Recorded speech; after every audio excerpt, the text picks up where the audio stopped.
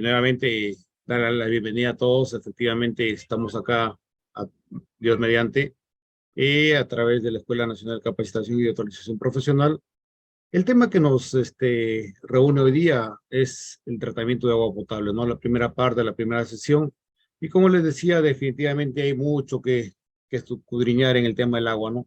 Desde diferentes perspectivas. Nosotros bien conocemos que el agua no es pues simplemente agua, como digamos, es una de las moléculas más sencillas en el universo, o en nuestro planeta que tenemos fundamentalmente en otro planeta, y hay vestigios de que hay en otro planeta, pero no está comprobado realmente. Tenemos la suerte de tener un planeta prácticamente azul, ¿no? Con una cantidad de agua pues inmensa, pero al margen de ello tampoco no tenemos pues, la posibilidad de que sea bebible, ¿no? Y eso vamos a verlo fundamentalmente ahora, ¿no? Eh, Aquí quiero que veamos básicamente una pequeña introducción. Nos menciona que 884 millones de personas en el mundo no tienen acceso a agua potable. Cuando hablamos de agua potable, pues hablamos de agua que es bebible, ¿no? Que es consumible, que tiene ciertas características físicas, químicas, biológicas para hacer un agua consumible, ¿no? Porque no solamente podemos tomar agua de río, muchas veces lo hemos hecho cuando hemos salido a hacer trekking, cuando hemos salido a hacer alguna expedición, ya en casos extremos, pero también con el riesgo de que nos pase algo en el ámbito estomacal, ¿no? Entonces, definitivamente hay una gran cantidad de personas que no tienen acceso al agua potable y eso es un riesgo para todos, ¿no? Imagínense la diferencia que hay muchas veces, ¿no? En la sierra o en la selva tienen buena cantidad de agua, pero no es potable y aparte de eso la población pues es pequeñísima, mientras que en la costa no tienen agua, no tienen cuencas, pero el tema es que tiene la mayor cantidad de población. Hay disyuntivas a veces en nuestro mundo, pues que a veces no logramos comprender al 100%, ¿no? El agua es escasa, nos dice, y las fuentes están lejos de las ciudades, ¿no? El agua desempeña un papel vital para la salud pública, el crecimiento económico y la sostenibilidad del medio ambiente, ¿no? Pero solo alrededor del un 0.01% del agua de la tierra es potable, ¿no? Cantidad que se reduce año tras año debido a la contaminación. Se reduce, como bien sabemos, pues debido a que el agua que utilizamos no tiene un ciclo completo, ¿no? No tiene un ciclo completo como en el caso de los residuos se está generando una, una economía circular, ¿no? En el caso del agua todavía no está, que está quebrado eso. Los únicos que de alguna manera nos sostienen esto es el ciclo natural del agua, ¿no? Cuando pues, el agua pasa a través de todo un ciclo y se va regenerando, pero en ese regeneramiento, esa regeneración no es al 100%, ¿no? Entonces, hay que considerar eso desde esa perspectiva, ¿no? Entonces, le decía también que las principales fuentes de agua para uso humano son, bien conocemos, ¿no? Lagos, ríos, los humedales, ¿no? Los humedales, la humedad del suelo, cuencas de agua subterránea a poca profundidad, sé que se distribuyen de forma irregular, ¿no? Nosotros no tenemos napa freática en todo lugar, tenemos napa freática donde hay cierto, entre comillas, donde hay cierta siembra de agua, pero no es necesariamente un tema que tenga que manejarse pues permanentemente. No hay napa freática en todos los lugares, ¿no? Por eso es importante cuidar el concepto de la napa freática, ¿no? Y en general están lejos de las zonas urbanas. Alrededor del 36% de la población mundial, o un aproximado de 2.400 millones de personas, viven en regiones con escasez de agua. Y el 52% experimentará una severa escasez hacia el año 2050, ¿no? El acceso al abastecimiento de agua en las ciudades es limitado. Si es limitado, y como todo recurso es limitado, entonces hay que cuidarlo, ¿no? Existe también un plan, nosotros en el país, en el Perú, tenemos un plan para el año 2030, ¿no? Que se espera que el uso del agua aumente un 40%, ¿debido a qué? A la combinación de varios factores, ¿no? Como es el cambio climático, por reducción de lluvias en algunas zonas, incremento de lluvias en otras, en los fenómenos del niño, los fenómenos de la niña, el friaje, factores climáticos, ¿no? La acción humana y el crecimiento demográfico. Sabemos bien que la necesidad de muchas empresas de utilizar agua, ¿para qué? Para generar esta industria propiamente dicha, ¿no? Para producir bebidas gaseosas, para producir carne, para producir lácteos, derivados lácteos, necesitamos utilizar el agua. Y el agua, pues como les vuelvo a recalcar, que utilizamos para todo eso, pues es agua potable, ¿no?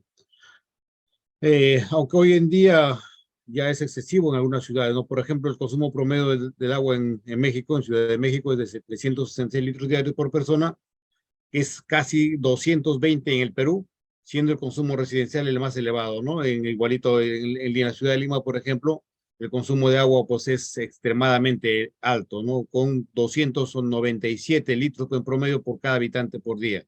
Desde que despertamos hasta que dormimos y estamos en casa o estamos en el trabajo, necesitamos el uso del agua. Imagínese, imaginemos, ¿no? Que no tengamos este líquido disponible en los caños, ¿no? Es un poquito complicado y eso nos lleva pues a tener de alguna manera problemas, ¿no? 884 millones de personas, como les decía, en el mundo no tienen acceso al agua potable, segura un aproximado de 2.6 mil millones de personas, ¿no?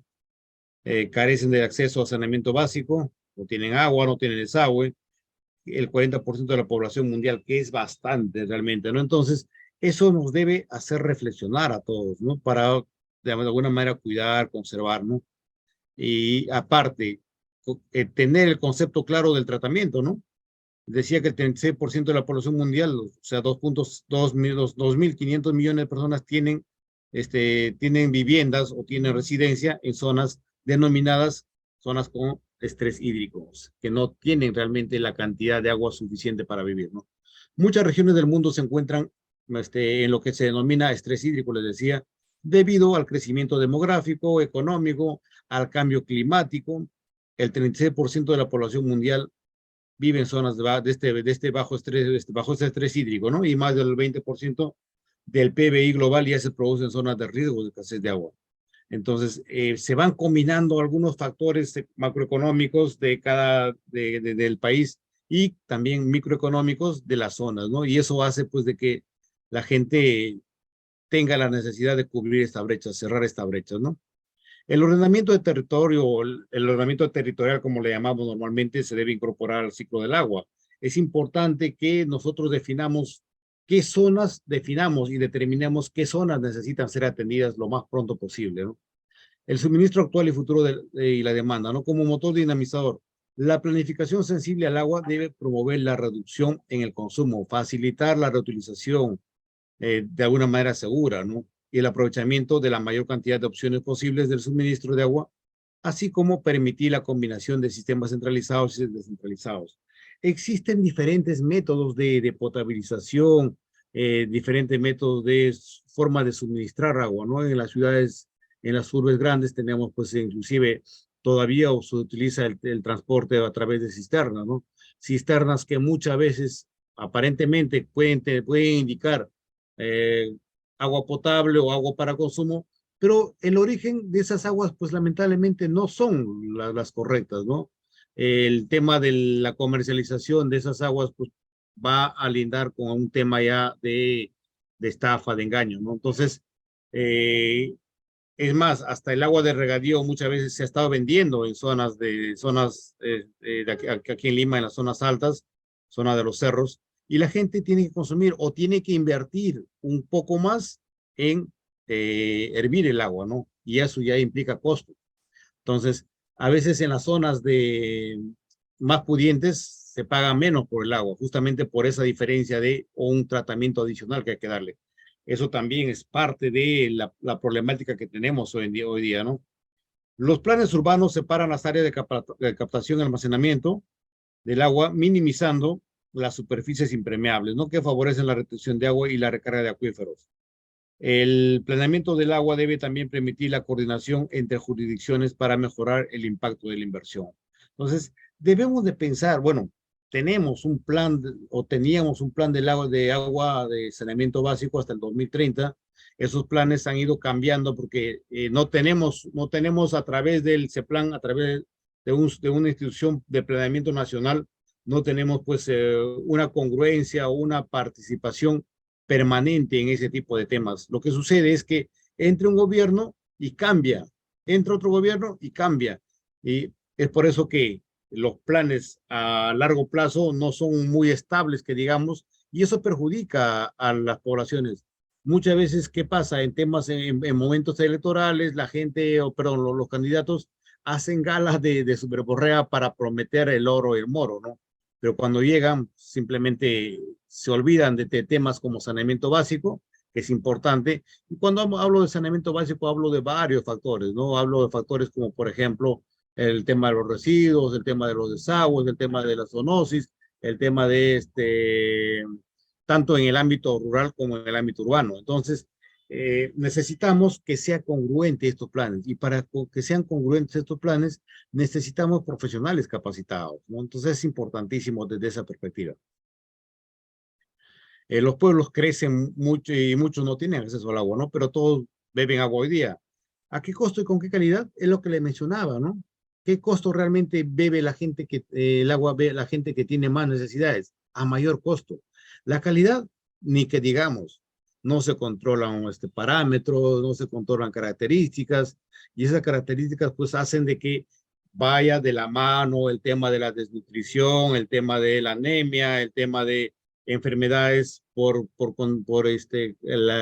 vestigios que tenga el agua de cromo, de níquel, de zinc, de fierro, de elementos que son pues parte de muchas veces del transporte, ¿no? O del origen del agua. Entonces, es importante estar pendiente de esto. ¿A qué costo y con qué calidad está realmente consumiendo la gente el agua, ¿no? También nos menciona que el 70% de los alimentos son agrícolas. Si hay escasez de agua, los alimentos van a escasear. El agua también es uno de los usos del agua también no potable, pero como fuente de agua es el regadío, ¿no? El riego. Pero todos hoy día comemos, ¿no? ¿Suficiente? No sabemos realmente. ¿Cuánto tenemos que importar? Es un tema que por ahí se maneja a nivel de gobierno, pero pues hay cosas que realmente no nos permiten estar al pendiente de nuestra situación actual, ¿no? El agua en las fuentes naturales se deteriora cada vez más, pero la población tiene derecho y exige buena salud, comenzando con acceso a agua de calidad. ¿Cuánto la tiene? Vuelve la pregunta, ¿verdad? Y esa pregunta vamos a ir respondiendo en el desarrollo de este curso, ¿no? Los daños causados por el agua son cada vez más frecuentes y severos. Los pueblos tienen derecho y exigen mayor seguridad. ¿La gestión de riego es parte de ella? Efectivamente, sí es parte de ella. Entonces, tenemos gestión de riego en diferentes sectores hoy en día. No solamente gestión de riegos industriales, gestión de riegos ambientales, ya estamos incluyendo factores que necesitamos conocer antes de inmiscuirnos, antes de meternos en tratamientos de agua fundamentalmente. Otro punto importante es conocer el agua en el mundo, ¿no? El agua cubre cerca de las 3/4 partes de la superficie del planeta y eso es bastante considerable. Tenemos, imagínense, tenemos esta cantidad de agua que cubre el 97.5, perdón, del 100% del agua del océano del total, el 97.5% es agua salada. Solamente el 2.5% es agua dulce. De esa cantidad de 2.5%, todavía el 68.7% pertenece a los glaciares, agua que no podemos disponerle inmediatamente. Agua subterránea, estamos hablando de un 30.1%, tampoco no podemos disponerle inmediatamente. En muchos sectores sí, ya se han hecho captaciones de ojos de agua, ¿no? En la parte de la sierra, en parte de la selva, en muchas zonas de la costa a través de los pozos de extracción, pero no es todo. Solamente en hielos perennes, por ejemplo, tenemos 0.8%. De esto, el agua superficial y atmosférica equivale a un 0.4%. De este pedacito de 0.4%, el Perú tiene aproximadamente 1.89% del agua superficial, que es importante. Sí, buenas noches. Buenas noches. ¿Quién levantó la mano?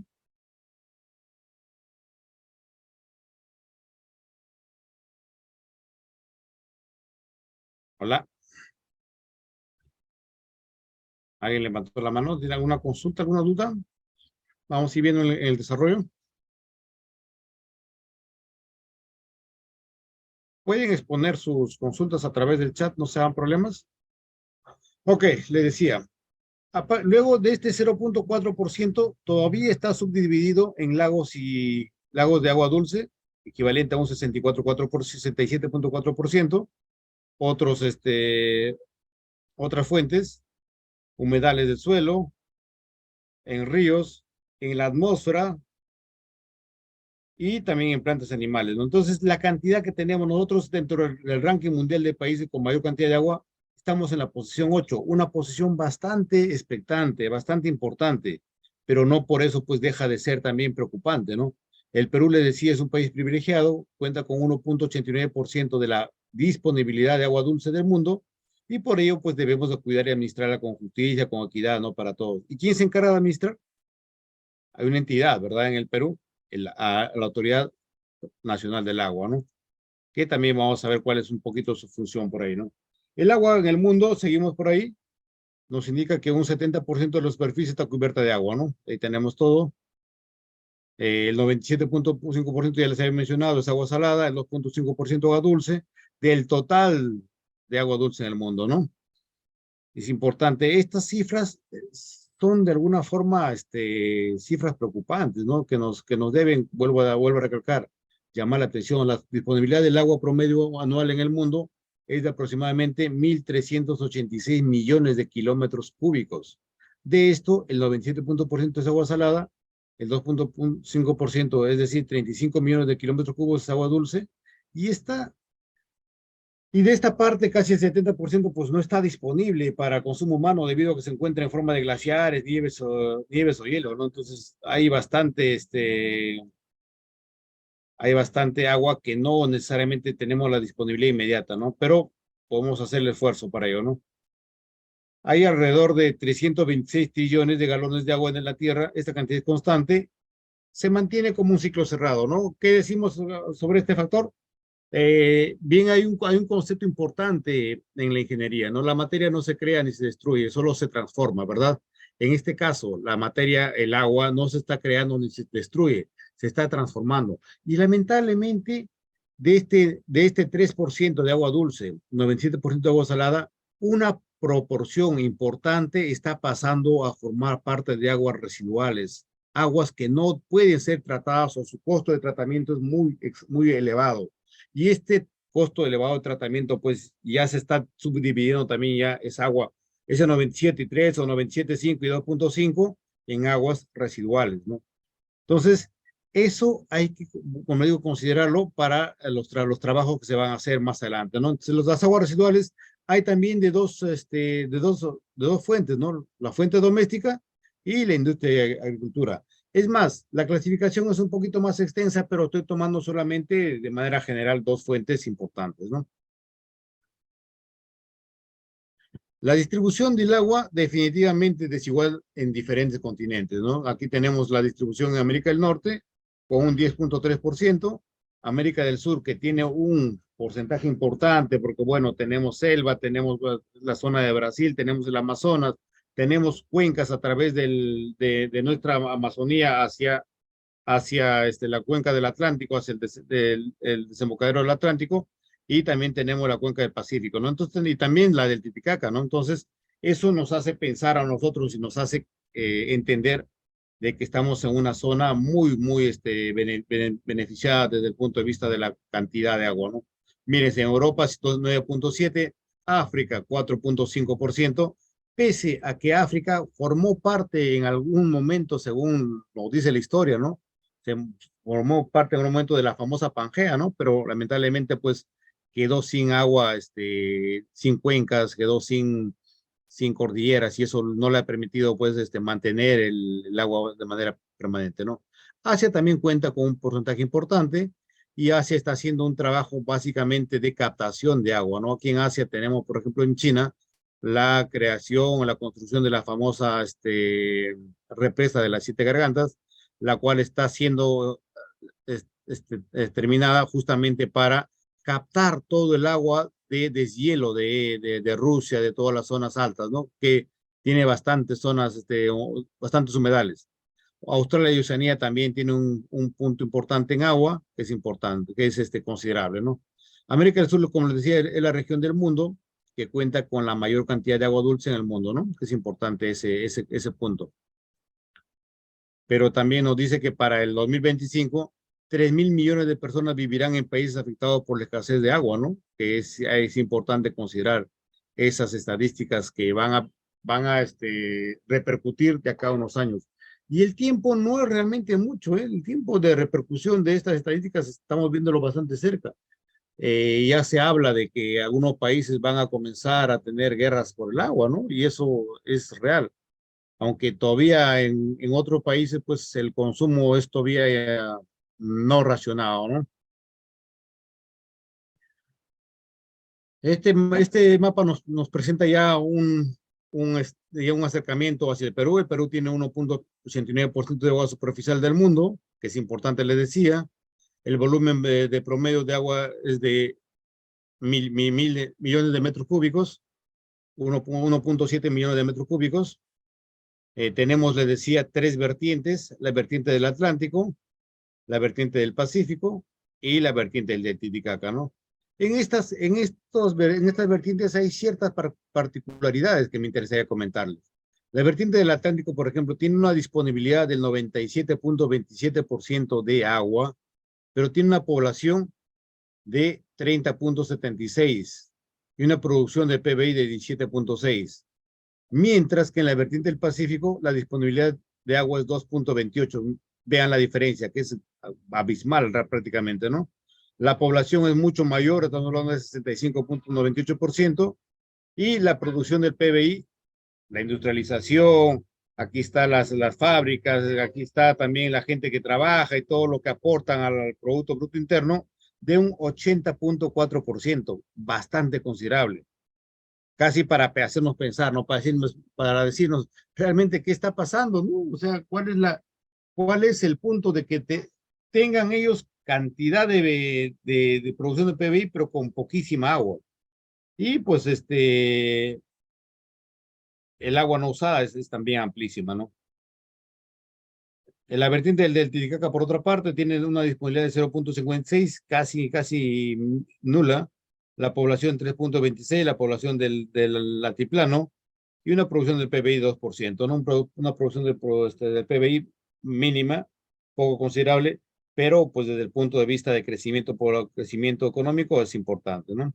Entonces, hay que tener en cuenta nuevamente, les menciono aquí, ¿no? El concepto de más agua, menos población en la vertiente del Atlántico, en la del Pacífico, más población, menos agua. Eso nos lleva a pensar en megaproyectos, ¿no? Megaproyectos para trasvasar primero el agua y luego potabilizarlas. Necesitamos, uno, el concepto de disponibilidad de agua y luego el concepto de potabilización de agua.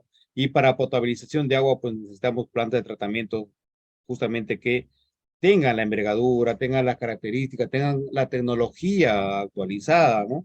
Ya nuestras plantas de tratamiento, muchas de ellas tienen tecnología muy antigua, sobre las cuales todavía se están haciendo algunos experimentos, ¿no?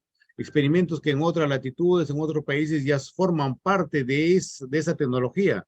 Aquí en el Perú todavía hacemos experimentos y eso nos hace de que no estemos al nivel tecnológico de muchos países, ¿no? Entonces, ¿y por qué fundamentalmente eso? Porque eh, hay un desfase, pues las universidades, la academia todavía está desfasada, se hacen tesis, se hacen trabajo de investigación y eso pues muchas veces queda simplemente en la biblioteca, ¿no? No son traducidas a la industria, ¿no? O al sector de agua, ¿no? Sí, Roberto, buenas noches. Henry, buenas noches, ¿cómo estás? Muy buenas noches a todos.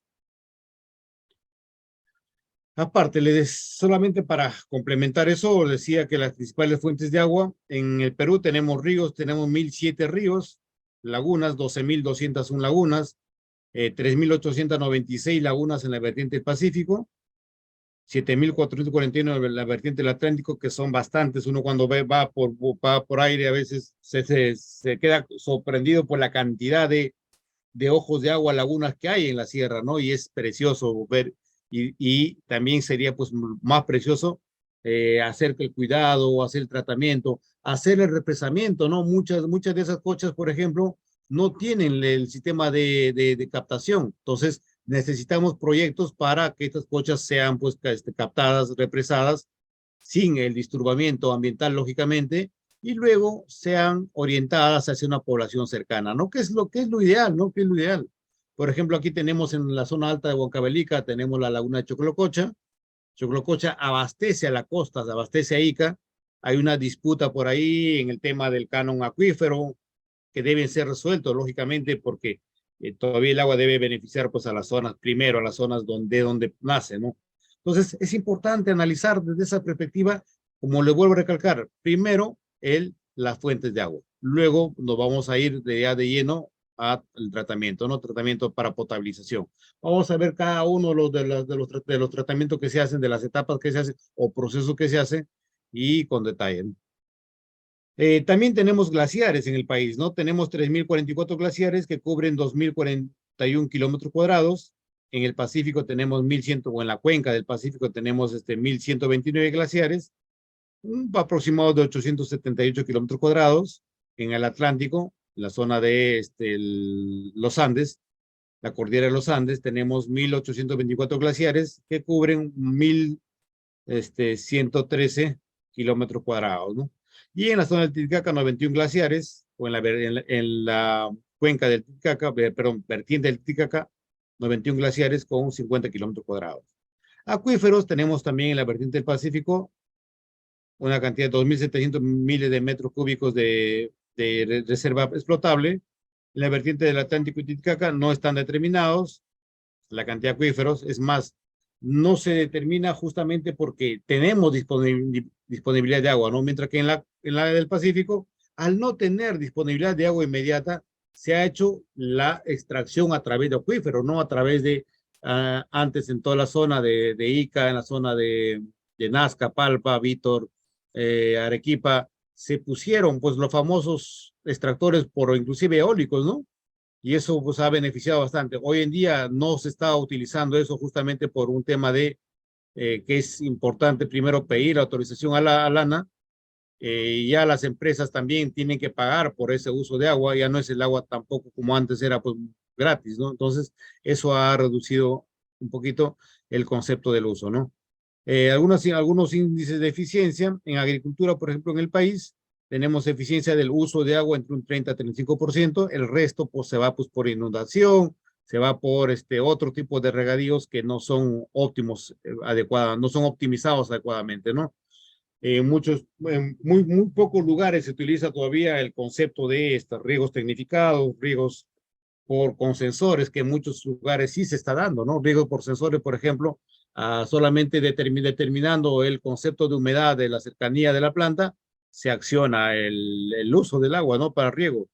Uso poblacional también la eficiencia está entre 40 a 45%. Mucha gente deja el agua discurrir a través de los lavaderos, bajo el concepto de que yo pago el agua, ¿no? Si yo pago, puedo hacer, si yo, al final lo voy a pagar. No se trata muchas veces. Se trata también de permitirles a otros pobladores que cuenten con el recurso, ¿no? No solamente es ese concepto de yo pago, ¿no? O también el mal uso o fallas en todo lo que es tuberías, fugas de agua en cañerías, en los sanitarios. El concepto ahí de uso poblacional es ya otro mundo también que se ha ido analizando. Definitivamente, todos estos conceptos se van analizando en el camino, ¿no? Y esos análisis finalmente nos llevan a determinar, pues, mejoras de eficiencia, nos llevan a plantear educación en el uso del agua, para colegios, para municipalidades, para instituciones públicas. Es importante el tema de educar de manera permanente, ¿no? Porque, ¿qué pasa por lo general? Vuelvo a recalcarles, la gente sobreentiende de que el que paga puede usar como le parece, pero no necesariamente, ¿no? Ya tenemos inclusive hoy en día tarifas diferenciadas, ¿no? Tarifa doméstica, tarifa industrial, tarifa comercial, y eso pues hace de que también en base a la cantidad de agua ya se tiene establecido un costo y una cantidad mínima para su uso, ¿no? Eso es importante. Y aquí también tenemos en el uso industrial entre un 45 a 50%, con un poquito mejor de eficiencia. ¿Por qué? Porque ya cuesta un poco más el agua, pues, ¿no? Entonces es importante ese concepto. El Perú cuenta con 3 vertientes, como les decía, en su territorio, con una disponibilidad de casi 2 billones de metros cúbicos de agua. Cada año, sin embargo, por nuestra geografía, la vertiente del Pacífico, donde reside la mayor cantidad de población, un 66%, solo cuenta con una disponibilidad de 2.2% de acceso al agua, ¿cierto? Pues eso es lo pensable, ¿no? ¿Qué hacer con eso? ¿Cómo mejorar? Ya en un momento determinado se hicieron en el norte los famosos trasvases de agua de la sierra a la costa, ¿no? Tenemos megaproyectos que lamentablemente pues han terminado más en un tema de corrupción que en un tema de beneficio para la sociedad, ¿no?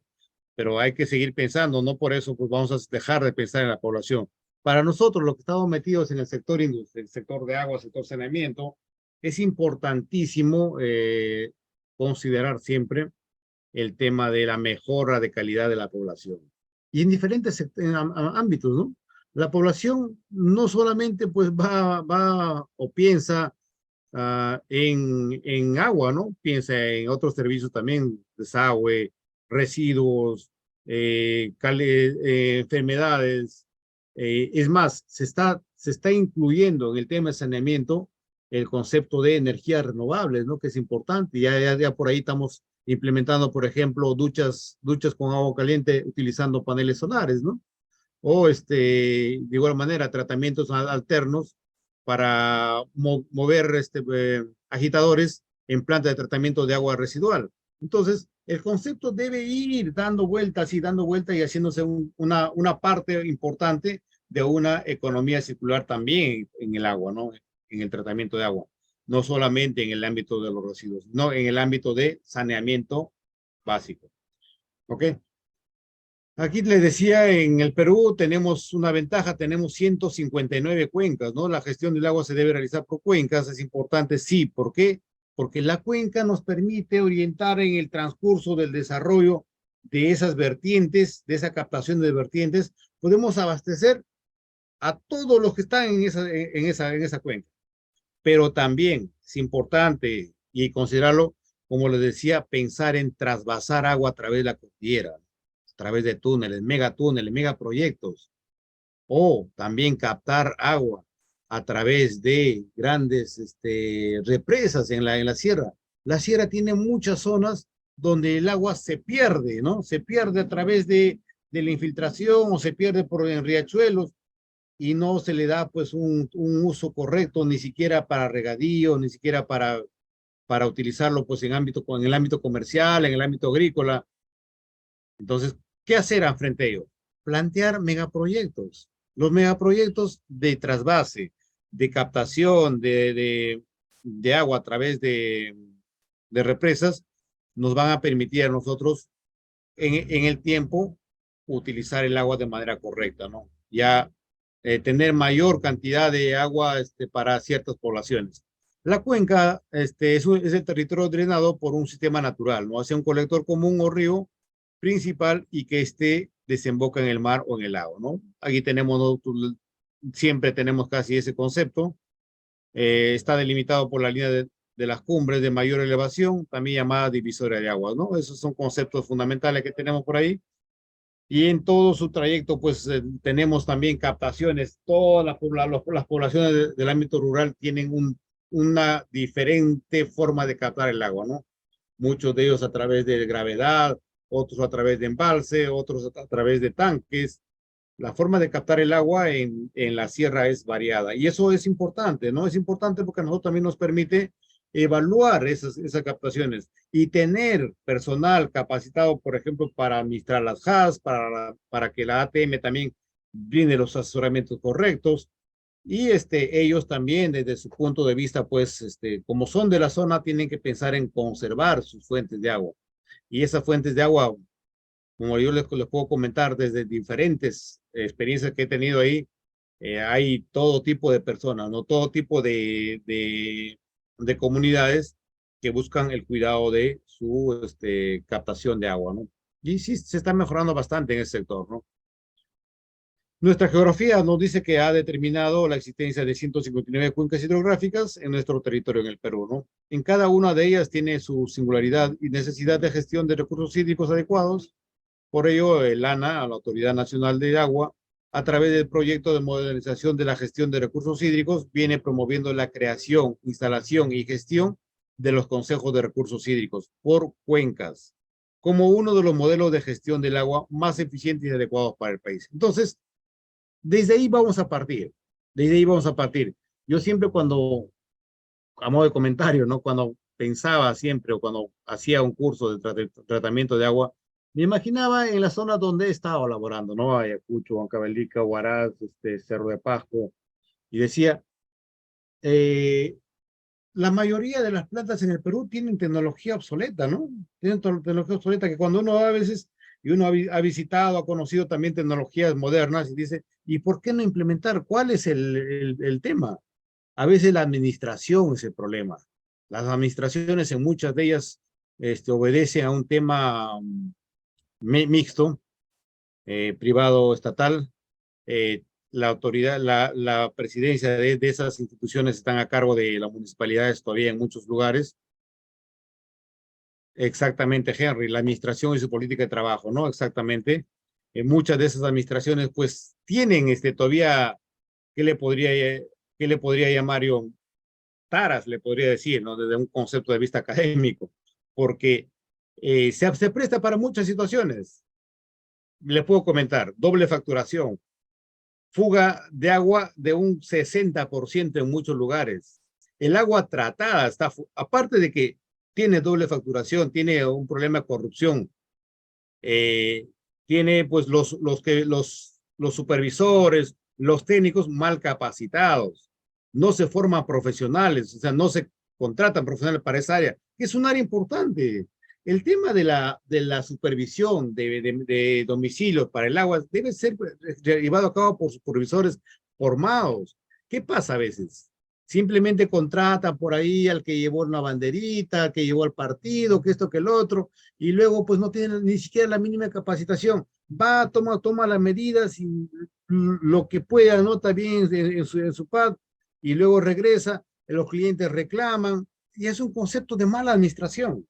Y esas malas administraciones deben desterrarse, cada quien, nosotros los que están aquí, me imagino que hay muchos que están metidos en el tema del agua, por eso justamente en la intención de capacitarse, hay que pensar en plantear proyectos estructurales, proyectos de regulación que permitan de una u otra forma pues llevar adelante el desarrollo de nuestros pueblos. Si no, ¿cuándo vamos a pensar nosotros realmente en desarrollar un pueblo desde esa perspectiva o una ciudad?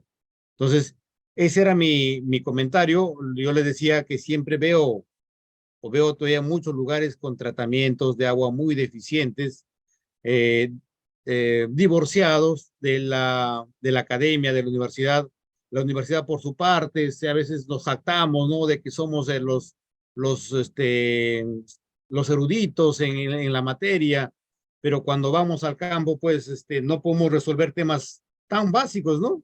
Tan básicos como la cuota de agua, determinar la cuota de agua. Por ejemplo, tengo un percance yo por la zona de Quinoa, ¿no? Por la zona de Tambillo, también otro, donde de alguna manera eh, no se está controlando adecuadamente el agua, las JAS están, a sus familiares no les cobran, o sea, no se tiene un registro, no se tiene una estructura, todavía se controla a nivel de hoja de cálculo, los controles de pagos de agua o las cuotas familiares, ¿no? Y eso nos perjudica grandemente todavía, ¿no? Entonces, esos conceptos tenemos que mejorar. Ahí hay trabajo no solamente para los de este entorno, ¿no? Para ingenieros informáticos, para ingenieros de sistemas, que bien podrían plantear un pequeño software que permita pues monitorear, controlar, hacer los pagos en línea. ¿Quién no tiene hoy por hoy un celular, no? La mayoría de nosotros hacemos un pago en línea. Si hacemos yapeos, entonces hay formas. Entonces, eso a modo de comentario, definitivamente hay mucho por aportar en el tema de la gestión del agua, ¿no? Y gestión del agua, hablando como gestión, ¿no? El agua del Perú es uno de los mayores desafíos que ha emprendido la Autoridad Nacional del Agua. Definitivamente el ANA tiene un desafío grande, es la Autoridad Nacional del Agua, es el ente rector y es la máxima autoridad técnico-normativa del Sistema Nacional de Gestión de los Recursos Hídricos, ¿no? Bajo el enfoque de planificación y gestión territorial, la Autoridad Nacional del Agua ha determinado 14 autoridades administrativas del agua, ¿no? A nivel nacional, 14 ALAS, ¿no? 14, perdón, autoridades administrativas del agua, ¿no? A nivel nacional. Y las que a su vez comprenden 72 administraciones locales del agua, 72 ALAS, logrando una cobertura total de 159 cuencas del país. ¿Ok? Eso es lo que se ha distribuido, se ha separado, se ha sectorizado, se ha determinado, y esperamos que este reto, pues, funcione, ¿no? Esperamos. Y ese reto tiene que funcionar desde la perspectiva de que todos debemos de poner el hombro, ¿no? Es importantísimo. La problemática real que tenemos nosotros en el agua es la siguiente, ¿no? En el Perú, ya orientándonos al Perú, y esta foto me hace recordar bastante las veces que uno va a visitar las zonas altas de aquí de Lima, donde la gente tiene que caminar horas y horas, niños, jóvenes, mayores y ancianos a veces, por llevar el agua a su casa, ¿no? Por utilizarla. Muchos de nosotros nos levantamos y abrimos el caño y todavía el caño está a 3 metros. Muchos de ellos, y todavía renegamos, ¿no? Decimos, oye, tengo que lavarme, tengo que asearme, ¿no? O simplemente miccionamos y hacemos pasar 3 veces el inodoro, ¿no? Con esa facilidad. Imagínense este tipo de situaciones, ¿no? En las cuales en el Perú, como les decía, entre 7 y 8 millones de peruanos, estamos hablando más o menos un 28 a 30% de pobladores, aún no tienen agua potable, ¿no? Siendo Lima la ciudad más vulnerable, es la segunda capital en el mundo, asentada en un desierto, y solo llueve 9 milímetros al año, ¿no? Es poquísima la cantidad de lluvia que cae. Es por eso que muchas veces se pueden ver en esta fotografía los techos son pues, todavía de quincha, ¿no? No, la gente no duda de que va a llover, ¿no? Y esa duda hace de que simplemente se adecúen ellos a algunas situaciones climatológicas que son permanentes en la ciudad, ¿no? El río Rímac es el principal proveedor de luz y agua para la población de Lima y Callao. Estamos hablando de un 74.5% de agua. Ese proveer agua es de agua pues, de mala calidad, agua que se contamina en toda la vertiente del Rímac, toda la cuenca del Rímac, producto de fábricas, de desagües, de desagües domésticos, industriales, que van vertiendo todos sus aguas contaminadas, aguas residuales al Rímac. Y el Rímac a la altura de la Tarjea recién capta el agua, ¿no? Entonces es importante esta consideración que Lima no tiene un agua de buena calidad, ¿no? En Lima no podemos tomar directamente como quizá en la sierra, directo del caño, ¿no? No es agua de buena calidad. La sensación organoléptica, el de sabor, es mala todavía, ¿no? Y al mismo tiempo es la cuenca más deteriorada en términos ambientales, ¿no? Es lo que le mencionaba, es importante considerarlo, ¿no? En el caso de Lima, 1.5 millones de ciudadanos no cuentan con acceso a agua potabilizada ni alcantarillada, ¿no? Estamos hablando de 1.5 millones, que es bastante todavía, ¿no? Hablamos fundamentalmente de las zonas altas de Lima, los cerros de Lima que siempre les decimos, ¿no? Los famosos cerros de Lima, lamentablemente. Existe un notorio contraste entre la zona urbana y periurbana, donde los pueblos jóvenes y pequeños asentamientos humanos no gozan del servicio de agua, ni desagüe como el resto de zonas de Lima que sí tienen esos servicios, ¿no? Estos ciudadanos son abastecidos de agua a través de camiones cisterna que les venden el recurso a un costo elevado, les vuelvo a recalcar. Muchas veces en San Isidro el agua es más barata que en esa zona, ¿no? Pagando hasta 2 veces más en comparación con las personas que tienen conexión domiciliaria. Las personas que no acceden al servicio domiciliario tienen que usar el agua de manera racional, es decir, limitando el aseo personal, el aseo de sus viviendas y prendas de vestir, así como su consumo. Entonces, simplemente ellos tienen que pensar en el uso mínimo del agua. Ah, ya, tengo que lavar mis servicios, pongo simplemente en una batea, pongo un poco de agua, utilizo un poco de lavavajillas y enjuago en otra batea y no puedo usar pues, como otros usamos, ¿no? A través del caño, simplemente hacemos el enjuague con unos 4 o 5 segundos de agua, ¿no? En cambio ahí el agua perdón, los servicios se van enjuagando en la misma agua. Agua que ya va contaminándose, va teniendo malos olores, y es más, no solamente en eso, ¿no? Sino también en el aseo personal, como les decía, ¿no? ya la gente va comenzando a tener pues ciertos malos olores, ¿no? Que lamentablemente en el ámbito laboral, en el ámbito educativo, donde asisten a los colegios, universidades, van teniendo esos problemas y también es un núcleo donde aparecen enfermedades, ¿no? Aparecen enfermedades a la piel, es todo un conjunto de elementos que de alguna forma pues van sumando, ¿no? Van sumando y eso no es beneficioso para nosotros. En el año 2017, por ejemplo, murieron 200 personas, ¿no? Cada hora como resultado directo de contaminación del agua, ¿no? 200 personas cada hora en el mundo, ¿no? Es importantísimo ese factor. Según un informe de la ONU, 2.000 hectáreas de cultivos se arruinan diariamente debido a la degradación por sales, ¿no? 27.3 mil millones se perdieron debido a la pérdida de producción de cultivos, ¿no? Samaritana, ¿cómo estás? Buenas noches. Samaritana es tu nombre. Bueno, buenas noches. Si tienes alguna duda, algo, estamos al pendiente, por favor. Ok. Aparte de ello, también hay una distribución del uso de agua, ¿no? Que es importantísimo, el agua a nivel global, el agua en países desarrollados y en países en desarrollo, ¿no? Podemos ver en este cuadro comparativo que la agricultura en países en el ámbito global, pues es el 70% más o menos del uso, ¿no? En países desarrollados hablamos de un 30% por el uso fundamentalmente de tecnologías un poquito más específicas para el riego de agua, perdón, riego de plantaciones, ¿no? Mientras que en países en desarrollo todavía desperdiciamos buena cantidad de agua, ¿no? En la industria, a nivel global, tenemos un 20%. A nivel de países desarrollados, sí, se utiliza bastante agua, porque justamente estamos hablando de países industrializados, desarrollados, estamos hablando de un 59%, mientras que en países en desarrollo, la industria es mínima, ¿no? Justamente porque no cuentan con industria, pues, para poder utilizar el agua, ¿no? Entonces, al no contar con industrias, es un factor de no consumo de agua en esa cantidad, ¿no? Pero su eficiencia, como les decía, estamos hablando entre un 45 a 50%, ¿no? Y en el ámbito doméstico, a nivel mundial global, estamos hablando de un 8%, en países desarrollados y en países en desarrollo, casi por ahí es el valor, ¿no? No hay mucha diferencia. Es importante mencionarles también cuánta agua requerimos para producir algún tipo de producto, ¿no? Por ejemplo, para una taza de café, estoy hablando taza de café, por ejemplo, esos cafés instantáneos, necesitamos 140 litros, ¿no? ¿Por qué? Porque necesitamos hacer todo el trabajo de industrialización de ese producto, ¿no? Para una camiseta de algodón, 2.300 litros. De igual manera, es todo el conjunto de procesos y operaciones por las cuales ha pasado la industria para llegar a esa camiseta. Porque hay que teñir el algodón, hay que teñir los hilos, hay un montón de procesos que van sumándose eso, ¿no?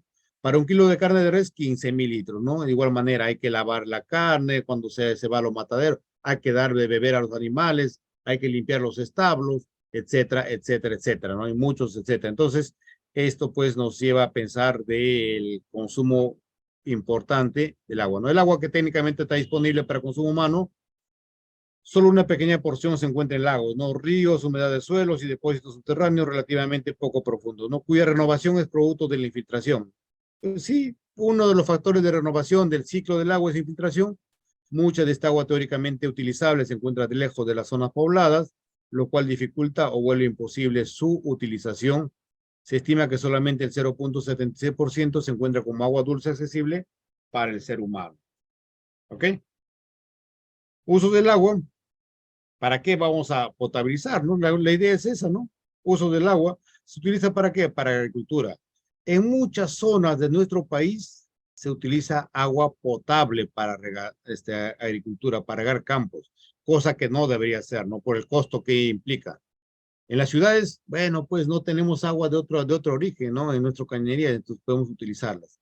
Pero en otros lugares no es conveniente, ¿no? Se puede utilizar, por ejemplo, agua mm, eh, que, se, que, se, que son los efluentes de las plantas de tratamiento de aguas residuales, ¿no? Siempre en cuando cumplan con los límites máximos permisibles y sean aptos para regadío. No hayan pasado, pues, alguna poza de infiltración, un tratamiento microbiológico, etcétera, etcétera, ¿no? También utiliza el agua para el ámbito recreativo, para mantener parques y campos deportivos, El ámbito doméstico, que es donde más usamos, ¿no? Beber, asearnos, lavar, cocinar, etcétera, etcétera. Para limpieza de calles también se utiliza el agua. El agua también puede ser, en este caso, potable y no potable. No potable para beber, ¿no? El ser humano bebe el agua potable, ¿no? Puede ser para el agua para obras, por ejemplo, de infraestructura, obras de diversa índole, donde llevamos normalmente agua en caja, ¿no? En caja que es tratada, agua bebible, ¿no? Y no potable cuando no la podemos consumir, porque el ser humano exactamente no puede consumir, ¿no? Esta agua no potable. Bueno, ahí tenemos un uso general. Aquí tenemos otra clasificación, ¿no? Un poquito más específica. Tenemos el uso primario, el uso poblacional y el uso productivo, ¿no? Aquí tenemos, por ejemplo, yo les puse esta foto de mi izquierda, donde tenemos una captación de agua, ¿no? Esta captación de agua, por ejemplo, es de una cuenca de Tambillo, ¿no? La zona de Ayacucho, aquí en el Perú. Y esto, pues, es una forma de captar el agua, ¿no? A través de estas construcciones, de estas infraestructuras. Y esta captación de agua, bueno, aquí estoy en el otro lado, estoy yo también. Pero ¿por qué les pongo esta captación? Porque esta captación en la parte donde está captándose exactamente, tiene una falla de infiltración. Más o menos el 40-50% se va por debajo de esto, se pierde, se infiltra y ya sale aguas abajo. ¿Por qué? Porque la construcción, la infraestructura que se ha construido, se construyó mal, se construyó con deficiencia y eso debe corregirse, porque el agua que debería de captar en cuanto a la dotación, en cuanto a la cuota asignada, pues no estamos llegando y la población tiene problemas, ¿no? Bueno, el uso productivo, le decía, para agrario, pecuario, agrícola, acuícola y pesquero, energético, industrial, medicinal, minero, recreativo, turístico y transporte, ¿no? Aquí hablamos un poquito más específico del agua para usarlo en el ámbito de la producción, de la industria, ¿no? Entonces ahí también hay otros usos que se le puede dar. Este es el ciclo natural del agua, el ciclo que nosotros buscamos permanentemente, ¿no? Para que cómo se va a reestructurar, cómo se va a restaurar el agua naturalmente, ¿no? Partimos por cualquier lugar de aquí, por ejemplo, el agua de correntías o el agua de usada pues, en las poblaciones. Esas aguas pasan a la depuración, a las plantas de tratamiento. Muchas de esas pasan a infiltración o a los ríos. En los ríos y en los lagos hay infiltración. Esa infiltración va a pasar, va a formar parte de la napa freática de esas zonas, ¿no? La napa freática de esa zona pues, es simplemente agua subterránea. También se forman acuíferos, aguas abajo pueden salir como manantiales y muchas de ellas pues desembocan en las vertientes, ¿no? El Pacífico, Atlántico, Titicaca, ¿no? Y esto por efecto de la evaporación. También aquí hay, por si acaso, hay evaporación o evapotranspiración, que le llamamos algunas veces, ¿no? Sube a la parte, para la redundancia, se forman las nubes y al formarse las nubes, pues por efecto de los cambios de temperatura entre la costa, la sierra, simplemente luego vienen las precipitaciones o lluvias, ¿no? Entonces ese ciclo permanentemente es un ciclo de renovación natural del agua, que es lo que nos interesa. Pero pues aquí vuelvo a recalcarles, aquí estamos nosotros cometiendo pues una imprudencia, ¿no? En las ciudades estamos contaminando de sobremanera las aguas y eso no nos permite hacer una depuración completa, ¿no? Entonces ya el agua llega a los mares, en los mares se pierde contaminada. Muchos de los ríos que hemos visto en la vertiente del Pacífico, por ejemplo, son aguas negras que llegan, ¿no? Sin tratamiento correcto y eso perjudica este ciclo, ¿no? Y ya tenemos por un lado aguas también ya contaminadas, ¿no? Y ya viendo un poquito ya la calidad de parámetros físicos que necesitamos nosotros tener dentro del ámbito de la materia prima. Hasta aquí, si hay alguna consulta, por favor, vamos una hora.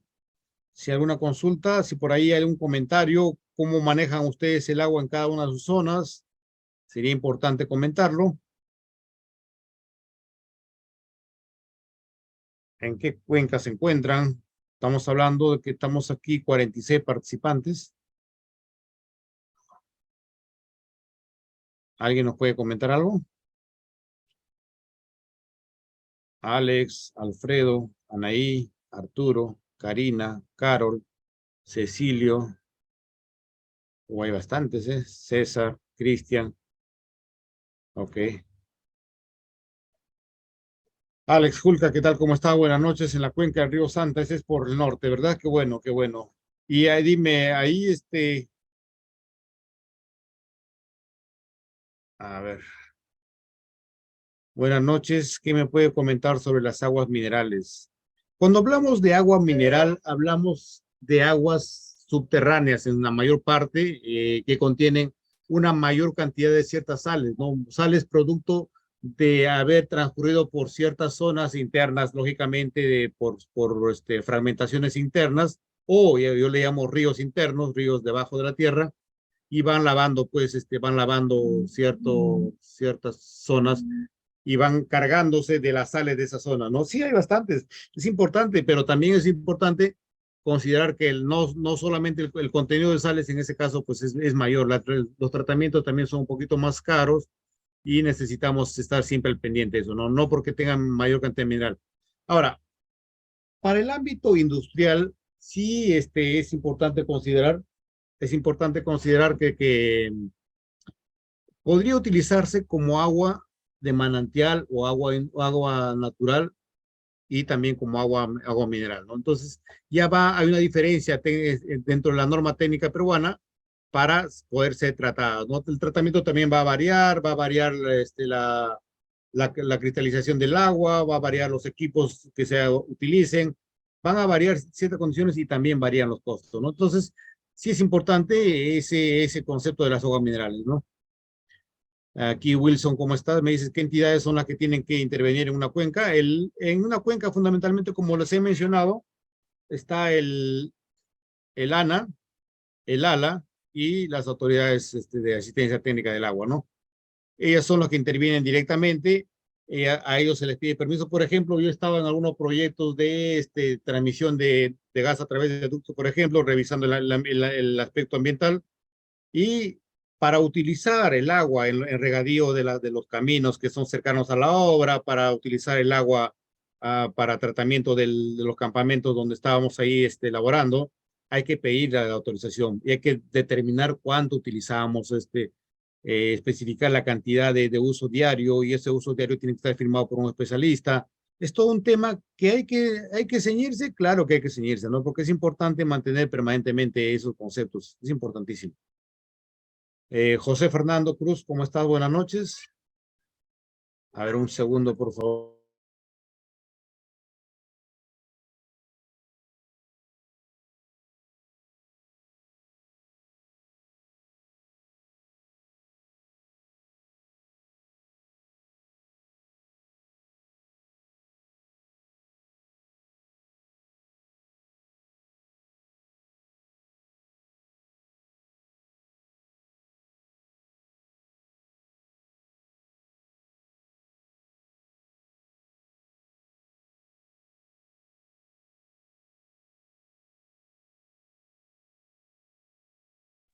Ok, disculpen, una pequeña interferencia técnica.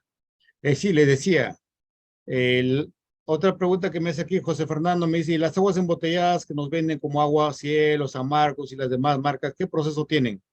Mire, en el caso de las aguas embotelladas, y sí es un concepto para pensar un poquito, ¿no? Por lo general hablamos nosotros de que un metro cúbico de agua potable de la red pública, un metro cúbico nos cuesta entre 3 a 5 soles, ¿no? Un metro cúbico tiene aproximadamente 1.000 litros de agua. Estamos hablando de 1.000 botellas aproximadamente o 1.300 botellas aproximadamente si hablamos de 600 mililitros más o menos.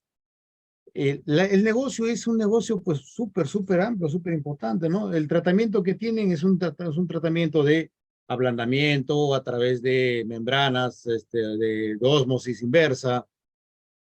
Los tratamientos hoy en día varían, hay inclusive tratamientos portátiles, ¿no? Hay plantas portátiles para embotear agua. En el Perú, de verdad, yo estaba indagando, hay cerca de 250 empresas que hacen o que venden ese tipo de tratamientos, ¿no? Entonces, pero sí, es importante considerar la cantidad de sales que tienen, ¿no? Por ahí varían de una u otra marca, la cantidad.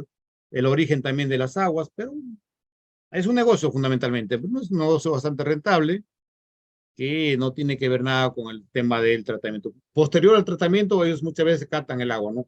Y para el caso del el agua mineral sí es diferente el tratamiento, ¿no? Caso, por ejemplo, sin poner marcas ahí, un agua en Arequipa, ¿no? Un agua de Arequipa, un agua permanentemente con cantidad de sales considerables.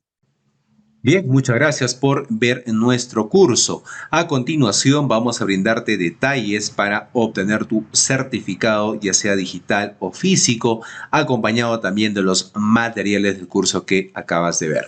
Bien, para ello es importante que te puedas comunicar vía WhatsApp, ¿ok? Vía WhatsApp al 951-428-884 o también al 930-627-791 vía WhatsApp. Y nuestros asesores te estarán brindando toda la información correspondiente y los pasos a seguir para obtener tu certificado aquí en Perú. Y también recuerda, estamos certificando aquí en Latinoamérica también, si estás fuera de Perú, como en México, Ecuador, Colombia, Panamá, República Dominicana y otros países también puedes certificarte escribiéndonos delante de los números que estamos apreciando en pantalla con el prefijo más 51. ¿Ya? Bien, por otro lado, también mencionarte que tenemos los medios de pagos disponibles para Perú, los que estamos apreciando en pantalla, los principales bancos y aplicativos también. Y para los pagos internacionales contamos con Western Union y PayPal para la adquisición de tu curso, los materiales y tu certificado. Bien, sobre el certificado tienes dos opciones. Puedes obtener la certificación en la modalidad digital o también el certificado en la modalidad en físico. Recordando que el certificado digital te va a llegar a tu correo con todos los materiales en alta resolución y con el código QR también para que puedas validar en nuestro sistema tu certificado. El certificado físico se envía por encomienda hasta tu ciudad. Previamente también los beneficios antes mencionados del certificado digital también te van a llegar, ¿no? Acompañado del documento original, el cual se te va a enviar por encomienda. Ya trabajando más de 4 años, estamos certificando a miles de profesionales aquí en Perú y también en Latinoamérica, ya en los diferentes cursos que estamos ofreciendo.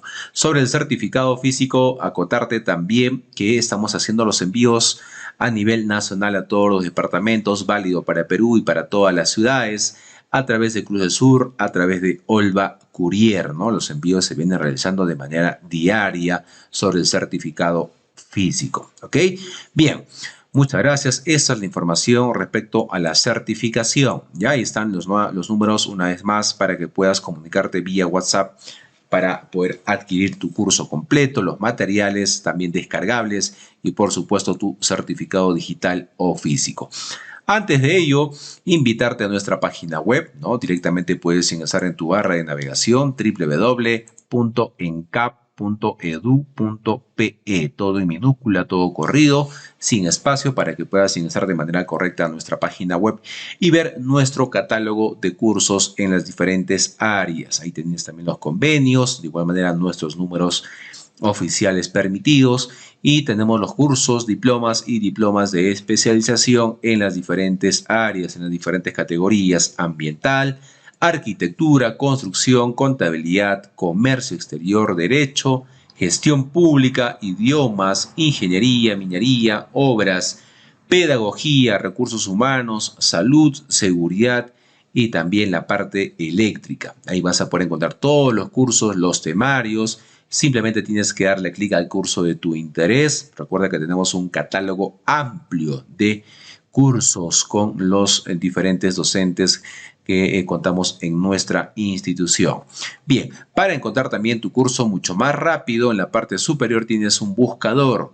Puedes ingresar la palabra o frase del curso de tu interés y el sistema te estará dando los resultados de los diferentes cursos para que puedas seguir con la capacitación, puedas certificarte y puedas tener mejores oportunidades laborales también.